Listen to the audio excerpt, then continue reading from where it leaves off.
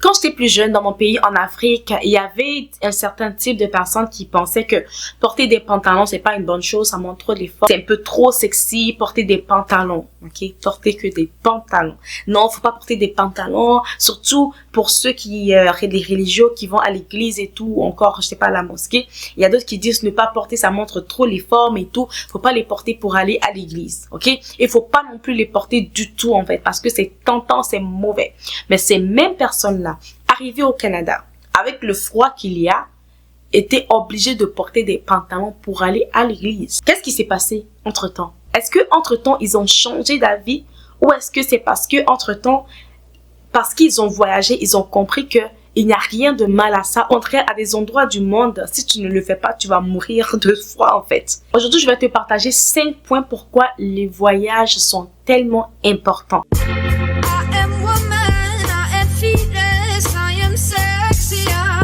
Salut ma go, j'espère que tu vas bien. Moi, je t'aime par la grâce de Dieu. Bienvenue encore dans cette nouvelle vidéo. Si c'est la première fois que tu tombes sur ma tête, mon nom c'est Lottie Renard. Ici, on parle de stratégie féminine, on parle d'éducation, on parle de mode et on parle de spiritualité parce qu'on pense et on sait. Pour nous, sur Jeune Femme de 20, c'est des non négociables pour devenir la femme de notre rêve, la femme que nous souhaitons être. Si c'est des thématiques qui t'intéressent, tu fais quoi? Abonne-toi, active la cloche de notification pour ne pas rater les vidéos lorsque je les sors. On plonge dans le sujet. Premier point, pourquoi les voyages sont importants, c'est de découvrir de nouvelles cultures. Je te parlais tantôt du fait que les uns et les autres disaient, un groupe de personnes disaient que c'était pas bien de porter des pantalons. J'avais un tonton même qui avait brûlé les pantalons d'une amie à moi parce qu'il disait que en tant qu'enfant de Dieu, faut pas porter des pantalons, faut pas ci ça, faut pas ça. C'est comme, moi je portais des pantalons quand on portait tout. Mais il prenait ça et tout, tu vois. Et il y a beaucoup de personnes qui prenaient cela, pas seulement lui, mais comme tu sais, la congrégation chrétienne, vraiment surtout les religieux prenaient ça. Et après, les mêmes religieux qui viennent ici au Canada ou encore en France, tellement le froid pouvait les tuer, ils étaient obligés de porter des pantalons pour venir à l'église. Même pas pour juste se balader, parce qu'ils ont dit, porter que des pantalons, même se balader, il y a un problème. Mais ils portent des pantalons pour aller à l'église. Mais tu te poses la question, mais pourquoi? Mais il fait froid. Ah, il fait froid. Ok, ça veut dire que porter le pantalon, ce n'est pas démoniaque. Donc, ce que je vais te faire comprendre à travers cela, c'est que les cultures diffèrent. Et lorsque tu voyages, ça t'ouvre tellement l'esprit. Tu comprends que quand tu es dans un endroit où tout le monde, je dis n'importe quoi, tout le monde mange que du pain, tu vas te dire, mais on mange du pain et personne ne mange des couscous, ok? Personne ne mange des couscous. Et après, tu vas dans un autre pays, tu vois que eux, ils mangent du couscous, ils mangent du pain, ils mangent de tout ce qu'ils trouvent mangeable, bien sûr, ils le mangent. Pour toi, tu pensais que ceux qui mangent quelque chose qui est en dehors du pain sont en train de délirer, sont en train de faire quelque chose qui est très mal, qui est pas bien et tout, mais tu vas quelque part d'autre, ces mêmes personnes-là qui ont les mêmes valeurs que toi mangent du couscous, mangent autre chose et ils ne trouvent pas du tout que c'est mauvais, au contraire, ils trouvent que c'est très bon et il y a beaucoup de vertus à manger de couscous et manger d'autres nourritures comme des pâtes et tout. Tu te dis, mais qu'est-ce qui se passe? Moi, je pensais que manger autre chose après le couscous, c'est pas bien pour la santé, c'est négatif, c'est nocif. Mais non, on peut le manger. Ça t'ouvre l'esprit sur la possibilité de beaucoup de choses, ok? Et moi, je vais te vous dire quelque chose. Comme moi, je suis arrivée au Canada, j'ai compris que tout était possible pour moi. Si je veux quelque chose, je veux prendre quelque chose, je veux avoir quelque chose, je peux l'avoir. Il n'y a pas de limite pour moi. C'est vrai que j'ai toujours pensé qu'il n'y avait pas de limite pour moi, mais avant, je pensais qu'il fallait être à un niveau avant d'aspirer à certaines choses dans la vie. Mais maintenant, je comprends que je peux aspirer à tout moment. Pourquoi?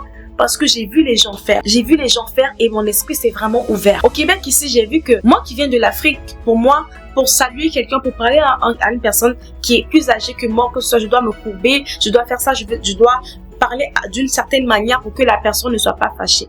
Mais si au Québec, tu vois un petit enfant parler à un vieux comme si c'était son pote ou bien c'était son petit frère. Et le vieux ne trouve rien de mal à ça. Mais je me pose la question, mais comment ils font ça? Parce que tu vas voir demain, ok, ce petit enfant va venir en Afrique parler d'une manière aux personnes, aux vieux là-bas, ils vont insulter l'enfant pour dire que tu es impoli et tout, mais l'enfant ne va pas comprendre, tu vois. Ça touche tellement l'esprit pour comprendre le mindset de plusieurs types de personnes pour dire que cette personne, en fait, Peut-être que si toi, tu as déjà voyagé, c'est à toi de venir expliquer peut-être à ce vieillard-là qui se sent insulté et non respecté par ce petit enfant qui vient peut-être de l'Occident pour dire que non, en fait, là-bas, c'est comme ça que ça fonctionne. Ok? Tu vas comprendre ça. Mais si tu n'es pas sorti, comment tu vas comprendre ça? Tu vas juste penser que l'autre personne est juste impolie et l'enfant est juste impoli. Tu vois qu'est-ce que je veux dire? Donc, ça t'ouvre l'esprit sur énormément de choses. Deuxième point que le voyage peut t'apporter, c'est que ça te donne la confiance en toi. Ça te donne une forte confiance en toi. Je vais toujours prendre mon exemple. Quand je suis venue ici au Canada, j'étais presque livrée à moi-même, ok? J'étais presque livrée à moi-même, je devais travailler. Quand j'ai fini mes études, il y avait personne. Fait que si tu travailles pas, si tu fais pas certaines choses, tu n'es pas résiliente, il y a personne qui va te donner à manger. Il y a personne, en fait, à part toi-même qui doit te chercher. C'était, en fait, vital pour moi de pouvoir me débrouiller dans la vie. C'était vital pour moi de pouvoir chercher les choses moi-même. Et c'est ce que j'ai fait. Il fallait que je sache comment trouver du travail. Il fallait que je sache comment me développer personnellement pour pouvoir développer mes skills pour être sur le marché du travail. Développer beaucoup de choses en moi. Et aller faire des choses moi-même. Mais si je n'ai pas confiance en moi, j'attends que quelqu'un le fasse pour moi. Ou je vais me cacher, il y a personne tellement qui va le faire pour moi. Avant, même le passeport et tout, il y a des gens que nous on envoyait pour le faire pour nous. On faisait même pas le rang dans les services. On faisait pas ce genre de choses. Il y a des gens qui le faisaient pour nous en fait. Tu vois? Mais ici, j'étais obligée de faire tout ça moi-même. Et ça a été compliqué pour moi au début. Mais avec le temps, j'ai eu confiance en moi.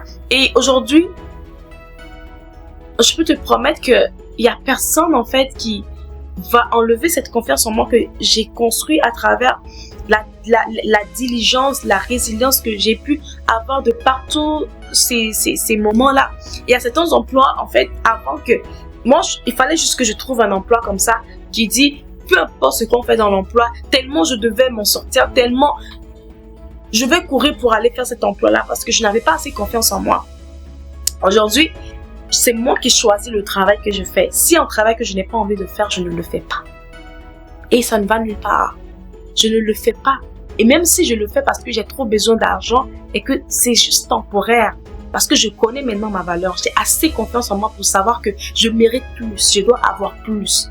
Ça te permet de comprendre, d'apprendre d'autres langues, d'apprendre d'autres manières de communiquer, qui fait que lorsque tu apprends ces manières de communiquer, là, tu es devant certaines personnes, en fait, tu ne vas pas te cacher parce que je vous avais parlé du fait d'avoir confiance en soi dans une certaine vidéo et je vous dis que c'est parce que des fois vous manquez de confiance en vous dans un certain environnement parce que vous manquez de connaissances, vous manquez de... Il y a des gens qui ont quelque chose de plus que vous, mais plus tu voyages, plus tu comprends certaines choses, plus tu acquiers des connaissances, plus tu es moins tu es complexé, tu vois, moins tu es complexé. Il y a des personnes aujourd'hui, même il y a des noirs que ils ont un certain respect envers les blancs qui ne dit pas son nom. Mais c'est juste des humains comme toi. Mais parce que tu n'as pas l'habitude de les côtoyer pour savoir que souvent même tu es plus intelligente que eux. Encore, je ne dis pas qu'ils sont bêtes, je ne dis pas que quelqu'un est plus intelligent, mais je prends juste une personne lambda. Une personne noire peut être plus intelligente qu'une personne noire. Et une personne noire peut être intelligente qu'une personne blanche. Et ça marche aussi dans l'autre sens. Mais je veux dire que des fois, tu vois que, en fait, tellement tu vénères la personne parce que tu l'as regardé à la télé, tu n'as pas l'habitude de voir ces genres de personnes-là et tu te sens devant ces personnes-là, tu manques de confiance en toi. Mais quand tu les côtoies, tu comprends que c'est le même sang qui coule dans vos veines et souvent même tu as plus de compétences que ces personnes-là. Tu vois? Donc, ça te donne une certaine confiance en toi. Le troisième point, ça te permet d'élargir tes horizons. Ok?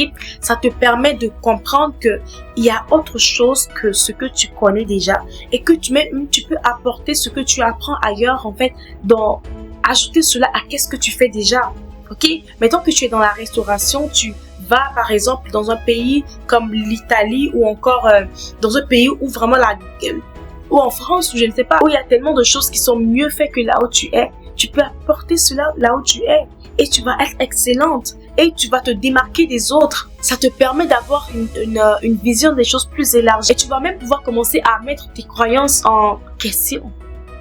Comme je te le disais tantôt dans le premier exemple, je t'ai dit que pour d'autres personnes, parce que pour eux, manger quelque chose différent du pain, ce n'est pas possible. Mais après, tu comprends que c'est juste la bouffe. Tu peux aussi manger ci, manger ça, il n'y a pas de problème. Et que ce n'est pas contre la nature ou encore ce n'est pas contre le système immunitaire. Parce que des fois, on te dit que ça, c'est pas bon et tu dis, oh, c'est pas bon, il n'y a pas de problème. Tu cherches pas davantage pour comprendre. Mais lorsque tu vas ailleurs, pour comprendre que les gens font ce qu'on dit que c'est pas bon, tu t'approches de ces personnes pour dire, mais pourquoi est-ce que vous faites ça? Est-ce que c'est réellement bon? On te dira que, mais c'est très bon pour la santé, c'est très bon pour ça, c'est très bon pour ci. Ça va faire que lorsque tu vas voir certains types de personnes, des fois, agir d'une certaine manière, tu ne seras pas choqué. Ça va te permettre d'avoir une meilleure communication avec les autres. Tu ne vas pas les juger, tu ne vas pas dire que non, moi je vais pas me mélanger parce que ces personnes ils sont bizarres, non. Mais tu vas comprendre pourquoi elles sont comme ça. C'est comme quand moi j'étais partie en Jamaïque. Honnêtement, mes yeux se sont vraiment ouverts. Je ne suis pas pour fumer le cannabis, mais je comprends maintenant pourquoi ils fument le cannabis. Je comprends la chose derrière et je comprends qu'est-ce qu'ils recherchent derrière. Je comprends qu'ils recherchent une certaine extase, d'être dans une autre dimension et toucher Dieu comme nous on rentre dans la prière pour prier et tout, pour toucher Dieu, pour pouvoir monter à une autre dimension spirituellement. Pour eux aussi un moyen. C'est des gens les Rastas souvent ils fument le ganja, mais comme ils se basent très souvent sur la parole de Dieu. Tu vas les voir lire la parole de Dieu réellement, la Bible ils lisent la Bible. Mais quand ils lisent la Bible, ils fument. Ils fument parce que pour eux, en fait, fumer et lire une parole qui vient de Dieu, c'est comme la connexion directe qui va les faire voir Dieu directement. Je peux pas te dire si ça marche pour eux, j'ai jamais essayé. Tu vois qu'est-ce que je veux dire? Mais pour eux, ils sont dans leur délire comme ça. Avant, quand j'étais enfant là, quand on me disait que on m'a dit que quand tu vois les Rastas, faut fuir. C'est des mauvaises personnes, c'est des gens qui peuvent te faire du mal et tout. Mais maintenant que je les comprends, je ne suis pas complètement d'accord. Je ne dis pas que je vais faire qu'est-ce qu'ils font. Mais je comprends pourquoi ils font ça. Et je n'ai pas besoin de les voir et les fuir en fait. Je n'ai pas besoin de m'éloigner d'eux parce qu'ils vont me faire du mal. Au contraire. Parce qu'ils prônent souvent l'amour. Après, le chemin par lequel ils passent, c'est leur problème. Mais maintenant, je comprends. Je ne vais plus voir un Rasta et fuir. Et lorsque je verrai quelqu'un qui a grandi dans un certain environnement, on te dit que quand tu vois les Rastas, faut fuir, surtout ceux qui fument, faut fuir, je vais juste comprendre que cette personne-là n'a juste pas l'esprit ouvert et je peux lui expliquer que non, ils sont pas des terroristes, les Rastas. Tu vois qu'est-ce que je veux dire? Donc, encore une fois, je ne suis pas Rasta, je ne fume pas, rien de ça, mais c'est juste pour comprendre pourquoi est-ce que les autres font qu'est-ce qu'ils font. Et ça t'ouvre les yeux, tu ne vas pas juger à tout bout de champ. 4e point, pourquoi est-ce que c'est bon de voyager? C'est parce que le voyage, ça inspire. Ça inspire la créativité. Tu vas voir que beaucoup de chanteurs voyagent et tout parce qu'ils apprennent d'autres choses dans d'autres musiques et qui ramènent quelque chose d'assez particulier chez ce musicien-là. Maintenant, la mode, les créateurs aux États-Unis, en France, vont s'inspirer de la mode en Afrique. L'Afrique va s'inspirer de la mode de l'Occident et c'est comme ça que ça marche. Et on aime ça parce que ça apporte de la créativité. Ok, ça apporte de la créativité, ça apporte quelque chose de nouveau, ça apporte de l'inspiration. Si tu es entrepreneur maintenant que tu fais du business d'une certaine manière, lorsque tu vas aller dans un autre pays ou bien tu vas entendre quelqu'un dans un autre système, peut-être anglophone ou je ne sais pas quoi, dire que nous on fait ça de telle manière et ça marche, tu vas ramener ça dans ton business et ça va marcher. Donc le voyage même peut te rendre riche parce que tu apprends de nouvelles choses que tu ramènes qui sont tellement innovantes et qui vont te faire gagner de l'argent, qui vont te faire gagner en compétences, qui vont te faire gagner en respect, parce que les gens vont te respecter parce que tu évolues, tu prospères dans ce que tu es, tu es créatif dans ce que tu fais, tu es décoratrice, je ne sais pas quoi, tu vas dans un pays où tu vois que la décoration, c'est un autre niveau. Tu ramènes ça dans qu'est-ce que tu fais et tu commences à gagner de l'argent parce que tu te différencies des gens qui sont dans le même domaine que toi. Le voyage permet de renforcer les relations. C'est pour ça que vous allez voir que quand les gens se marient, ils vont quitter leur pays pour aller dans un autre pays pour pouvoir vivre leur lune de miel et tout parce que ça vous permet de découvrir ensemble des choses. Si c'est en famille, si c'est avec des amis, avec des collègues, je ne sais pas quoi, mais ça vous permet de découvrir des choses ensemble et ça vous gardez des souvenirs de ces moments-là et c'est juste magique en fait. Moi, l'une des choses que le voyage m'a vraiment appris, Et je suis contente de ça.